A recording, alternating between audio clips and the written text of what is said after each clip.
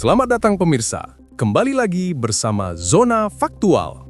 Dalam kesempatan kali ini, kami akan membahas sebuah peristiwa yang terasa seperti adegan film perang modern, namun benar-benar terjadi di dunia nyata. Pernahkah terpikirkan oleh Anda bagaimana sebuah drone laut kecil mampu membuat geger lautan luas dan mengguncang mesin ekonomi sebuah negara besar? Atau bagaimana di hari yang sama, langit ibu kota tiba-tiba berubah menjadi arena ledakan hanya beberapa jam sebelum para diplomat duduk di meja perundingan. Semua kejadian ini tersusun dalam satu rangkaian yang dramatis, penuh intrik dan syarat ketegangan. Sebuah hari ketika laut, daratan, dan ruang diplomasi sama-sama ikut terbakar oleh dinamika konflik yang tak terduga. Apa yang sebenarnya terjadi pada tanggal itu? Dan mengapa dunia memandangnya sebagai titik balik yang berbahaya sekaligus menentukan? Tapi sebelum lanjut, jangan lupa klik like dan subscribe supaya kamu gak ketinggalan fakta-fakta menarik lainnya.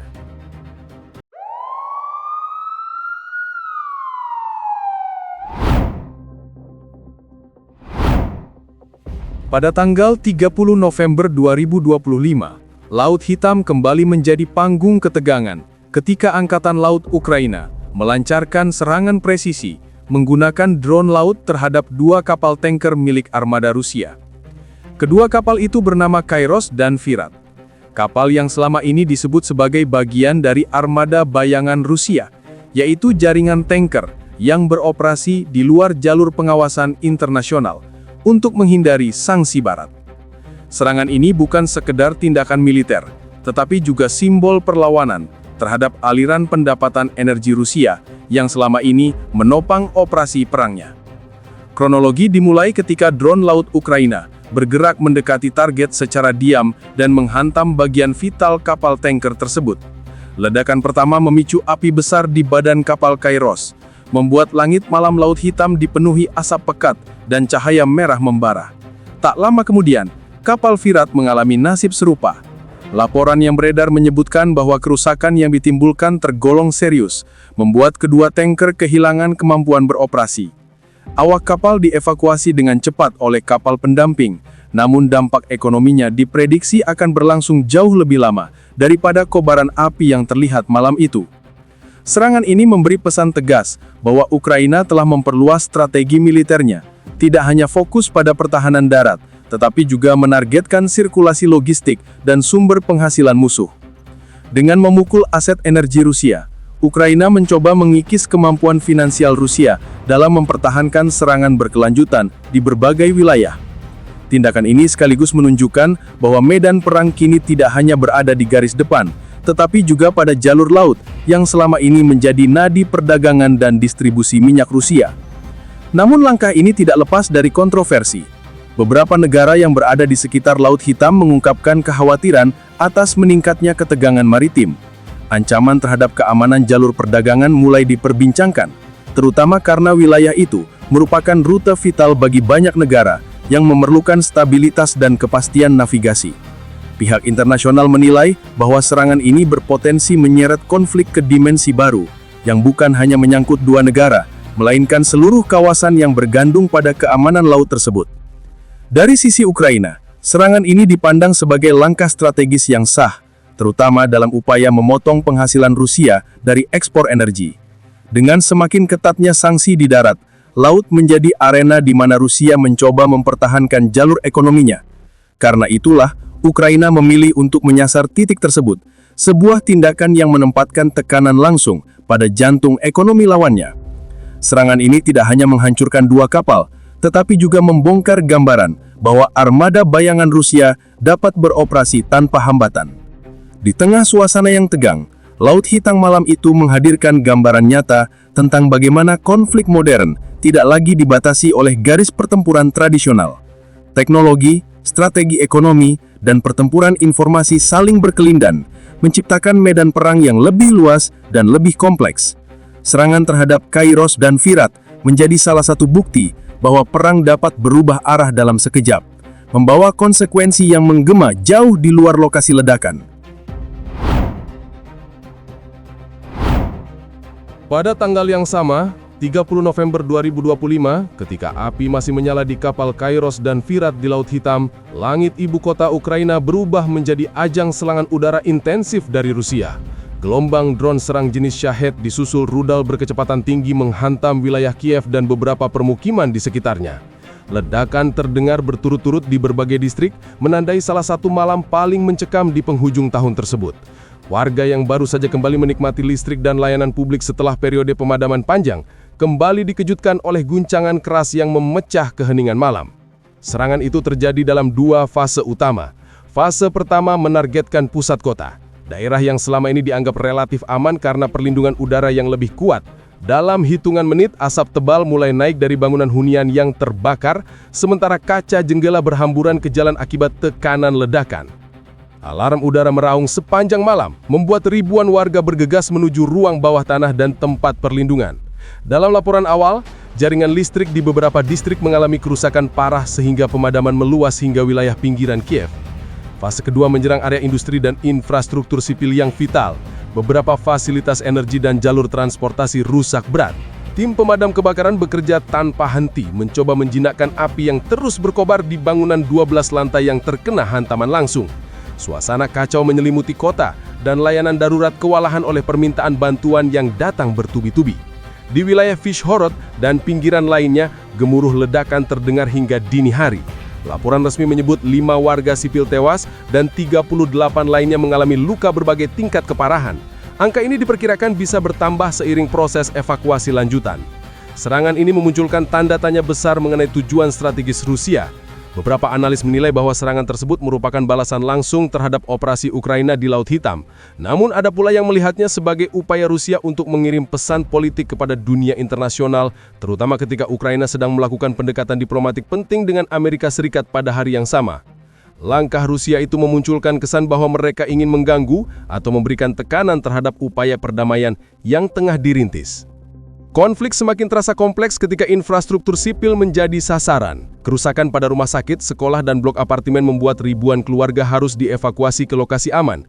Pihak berwenang Kiev menyatakan bahwa serangan ini termasuk salah satu yang paling agresif dalam beberapa bulan terakhir. Selain menghancurkan fasilitas fisik, dampaknya juga terasa pada psikologi warga. Banyak yang merasa bahwa serangan Rusia dilakukan untuk mematahkan moral masyarakat dan menunjukkan bahwa tidak ada tempat yang benar-benar aman. Dalam konteks yang lebih luas, serangan ini memicu keprihatinan internasional. Negara-negara sekutu Ukraina mengecam keras tindakan tersebut dan mendesak penghentian serangan terhadap warga sipil. Namun kecaman itu tidak serta-merta menghentikan intensitas konflik. Peristiwa di Kiev pada malam itu menjadi gambaran betapa perang terus berkembang tanpa tanda-tanda mereda. Pada tanggal 30 November 2025, ketika serangan drone dan rudal Rusia masih mengguncang wilayah Kiev, delegasi Ukraina tiba di Amerika Serikat untuk mengikuti pertemuan penting yang diselenggarakan di Florida.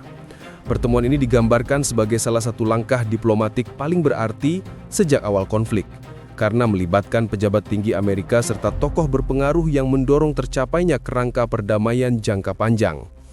Namun suasana optimis itu berubah tegang saat kabar serangan Rusia di berbagai oblast mulai menyebar. Delegasi Ukraina datang tidak hanya membawa agenda diplomasi, tetapi juga membawa berita duka dari tanah air mereka yang kembali dilanda kobaran perang. Di ruang pertemuan, suasana terasa kontras dengan apa yang terjadi di Kiev.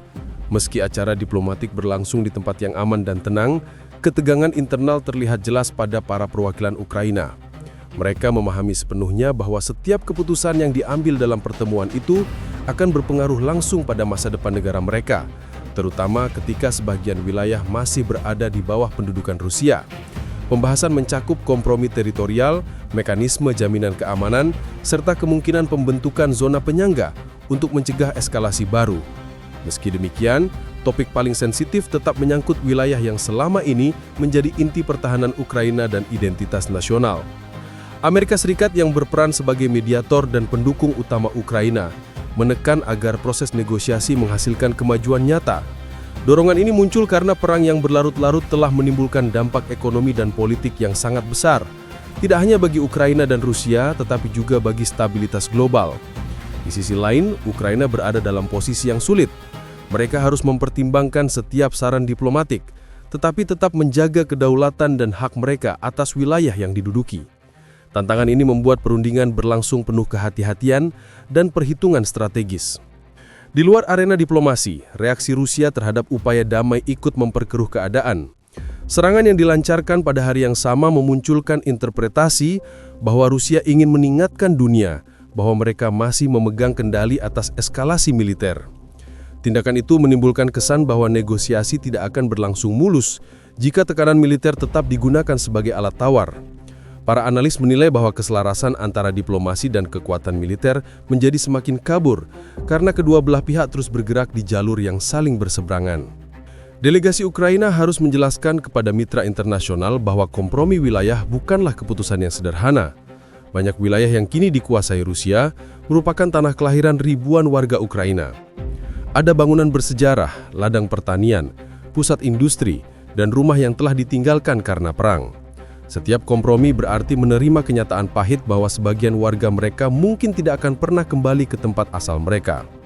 Ketegangan emosional ini turut mewarnai atmosfer pembicaraan diplomatik. Selain itu, pertemuan di Florida juga membahas langkah-langkah yang dapat menjamin keamanan Ukraina di masa depan. Beberapa opsi termasuk penempatan sistem pertahanan tambahan, perluasan kerjasama intelijen, serta kemungkinan perjanjian keamanan jangka panjang dengan Amerika Serikat. Semua itu menjadi bagian dari upaya menciptakan masa depan yang lebih stabil, meski ancaman masih terus membayangi. Sementara itu, berita mengenai korban sipil di Kiev, Bishhorod, Kharkiv, Donetsk, Zaporizhia, dan Odessa terus masuk ke meja delegasi. Dengan setiap laporan baru, tekanan moral semakin menumpuk. Diplomasi terasa semakin berat karena mereka tidak hanya berbicara atas nama pemerintah, tetapi juga atas nama keluarga-keluarga yang tengah menghadapi kehilangan dan ketidakpastian. Peristiwa 30 November 2025 akhirnya memperlihatkan betapa rumitnya masa depan Ukraina.